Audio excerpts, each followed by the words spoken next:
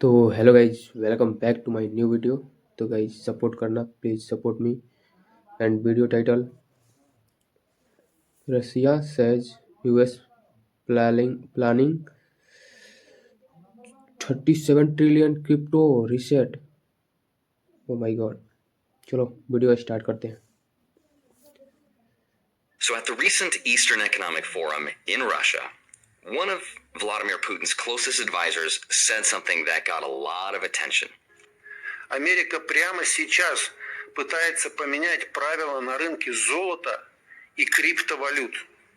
Вспомните, какой у них долг – 35 триллионов долларов.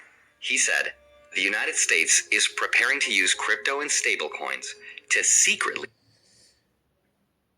He said, the United States is preparing to use crypto and stablecoins to secretly devalue its entire $37 trillion debt. Загоняя всех куда? В криптовалютное облако.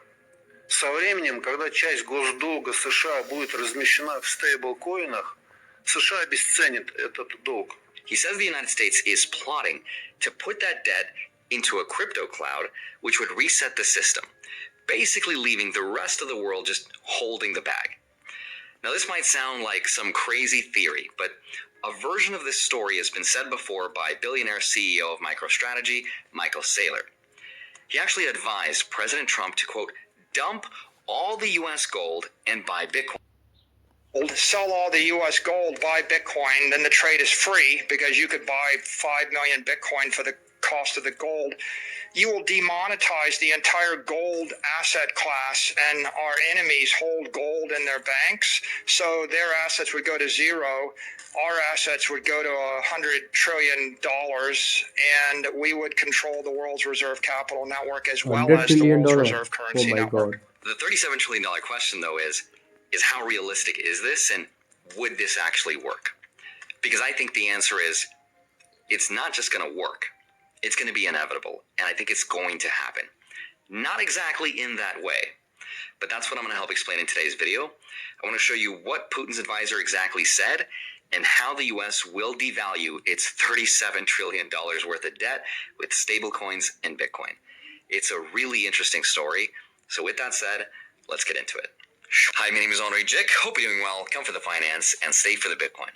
So, okay, first question is, who is the person that said all this? Now, his name is Anton Kobiakov, and he is the senior advisor to Russia's President Vladimir Putin. And he's been in that job for over a decade. He basically helps with Russia's messaging at big events like the Eastern Economic Forum. Now, in his speech, he said that the U.S. is trying to rewrite the rules of the gold and crypto markets, and that the ultimate goal of the United States is to push the whole world into what he called the crypto cloud. And once the world is there, he says it's going to move its huge $37 trillion worth of national debt into assets like stablecoins and then devalue it, which would essentially wipe the slate clean. Okay, second question, to devalue the debt, and how does that work? So here goes. Imagine that the whole world is just worth this $100 bill. Let's say I borrow all of it, right? Every single dollar. And now I owe, and I have to pay it back. The problem is, paying it back the hard way means I have to pay it back and give it back, right? But luckily, I have a special superpower because I control the world reserve currency. So instead of repaying it back with the same $100 bill I just borrowed, I could just create another $100 bill out of thin air. Well, now the world doesn't just have $100 in circulation anymore. It now has $200, which is now trying to buy all the same things in the world because we didn't make more stuff. So what happens next? The price of all those things goes up, right? Things like real estate, stocks, gold, especially the things everybody wants. They all go up. The groceries you used to pay $1 for now cost $2. Everything becomes more expensive because, again, the supply of money doubled, but the supply of stuff stayed the same. That's inflation. Now, when I go to give you back your $100, it looks like I just repaid you back in full. But in reality, I cheated Because now your $100 bill doesn't buy you the same amount of stuff because I diluted the money, so it now only buys you half as much. I devalued the debt. Now, what most people don't realize, though, is that this is literally the oldest trick in the book. And in a lot of ways, it's how the United States has been paying for its debt this whole time. Devaluing doesn't mean defaulting. It doesn't mean not paying back. It means to lower the real value of that debt through inflation or currency manipulation. And this has happened over and over again throughout time. After World War II, during the inflationary 1970s, and even more recently after the pandemic when we created a ton of new money and then everything went up in price, right? More dollars chasing the same amount of stuff. World War So II यार when बहुत Russia's खतरनाक है. advisor says that the US might use crypto to devalue its debt, he's not telling us anything new, right? He's describing something the US has been doing for a really long time. Now, if you take that same trick I just explained and you push it out to the rest of the world, that's what stablecoins let you do. And just to be clear, this isn't literally exchanging the 37 trillion into stablecoins. It's using dollar-pegged stablecoins backed by treasuries to spread liabilities globally. When those dollars are inflated, the loss gets shared by anyone holding the tokens, but we'll get into that later. But also, speaking of integrating stablecoins into everyday life, did you know that it's possible to earn what I think will be the future world reserve asset without ever buying it? That's what I've been doing with the Bitcoin credit card by Gemini, which is today's sponsor, and it's a card I've been using for a while now. All opinions are my own, and we're not influenced by Gemini. I use it like any other regular credit card for gas, groceries, and I earn Bitcoin every time I use it. It has no annual fee, and you can see rates and fees in the description for more info, but this card gives you up to 4% back in over 50 cryptocurrencies instantly. You can choose which one you want. Personally, I have it set to Bitcoin, and that's 4% on gas, transit, and rideshare, 3% on dining, 2% on groceries, and 1% for everything else. It's a MasterCard World Elite, and I've used it internationally with no issues, and every time I use it, it adds Bitcoin to my portfolio, which I plan to hold for the long run. And the best part is that you're investing as you spend. In fact, according to Gemini, cardholders who earned and held their Bitcoin for 1 year saw an average appreciation of 176%. And those are not your typical credit card points.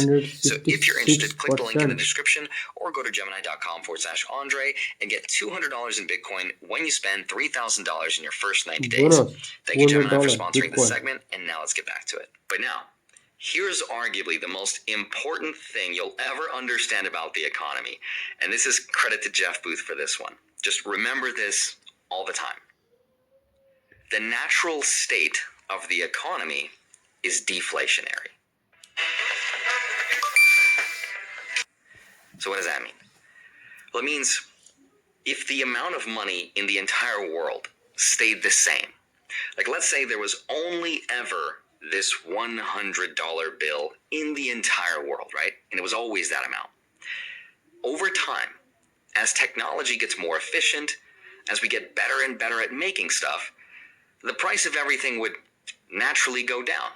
Things would get cheaper because productivity goes up, but the money supply stays the same. That is the natural order of the universe. It's decay. Things get cheaper over time. And that's how it should be. But if you think about it, that's not how the Nice world we live in explainer. actually works for some reason. And that's because governments can make more money. And when they do, that's when you hear, oh, wait a minute, gold, real estate, stocks, Bitcoin, that's hit an all-time high. But the reality is, it's not really that those assets are going up in price. What's really happening क्या is बात that है. the dollar's going down because we're making more of them. So it now takes more of them to buy the same thing. And when the new money floods the system, all that extra liquidity, as it's called, has to find a home. It has to find a place to go so that it doesn't become worth less.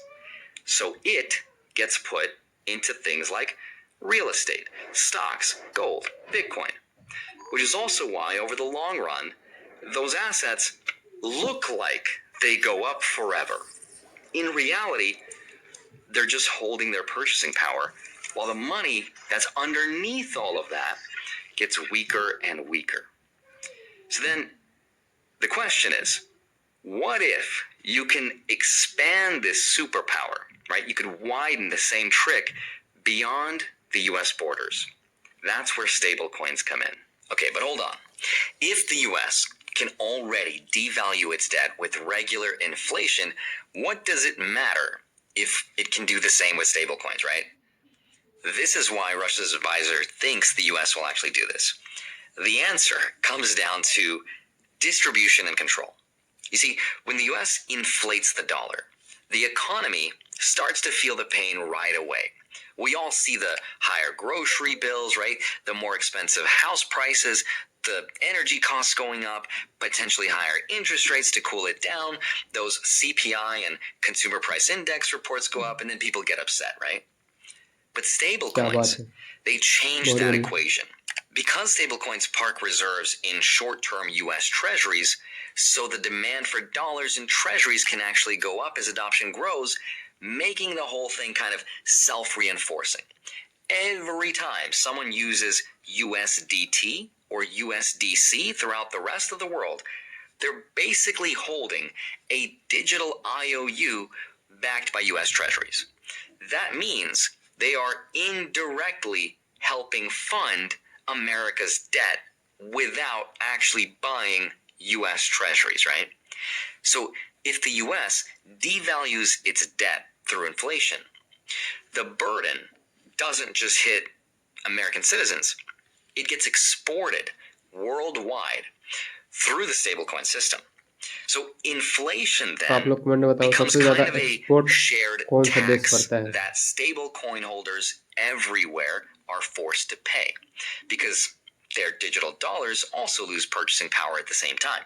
Now, this is also technically true of today's system because dollars are everywhere throughout the world, but this would become a much bigger market that would also exist on people's smartphones. And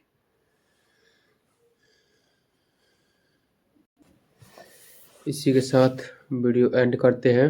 तो आप लोग बताइए ये video कैसा लगा, और ये जो वीडियो है ये एंड्री जैक नाम से चैनल है, जा करके सब्सक्राइब कर दीजिए, उस पर वीडियो पूरा मिल जाएगा, ठीक है।